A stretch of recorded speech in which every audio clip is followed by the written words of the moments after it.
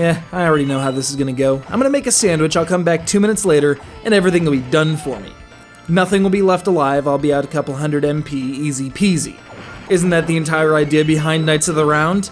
Having to breed a freaking gold chocobo and everything? Alright, catch you later.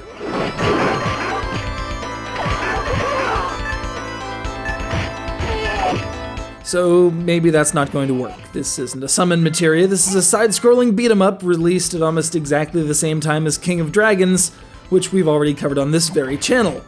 Though if you need to go refresh your memory, please feel free to pause me. I'll wait.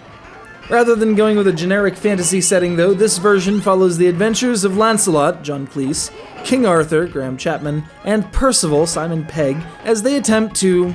Well, the exact details of their campaign aren't really made plain, but there are some interestingly dressed concubines hanging around, with those weird croupier's rakes they use for plotting military tactics. I've always wanted one of those, just to piss off the Warhammer folks. Aside from the setting, it plays much like a bog-standard brawler, only with the occasional bits of mounted combat and a level-up system that, like its big brother King of Dragons, co-opts your score into double duty as experience points.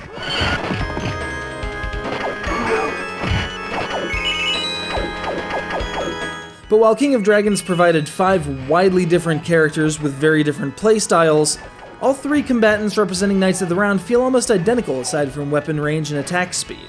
It's still a perfectly functional beat-em-up and the controls respond well, despite some foibles like not being able to turn your horse around. But them's the breaks. Like pretty much every game in the genre, it sometimes feels a little unfair, unless you've got a friend, or 2 in this case, to watch your back, as throngs of armor-clad ruffians attempt to slit you up a treat. And here's where things get strange. We're familiar with the standard beat-em-up recovery foods: pizza for Teenage Mutant Ninja Turtles, baked apples for Streets of Rage for whatever reason, mysterious drum can turkey for pretty much everything. But Knights of the Round are a little more health-conscious. Their oblation of choice? Salads.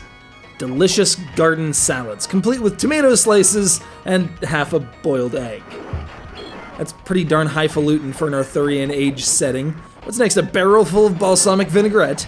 That's how Knights of the Round left me, so unremarkable in comparison to King of Dragons that my greatest interest was the appetizer menu. Man, I should eat something.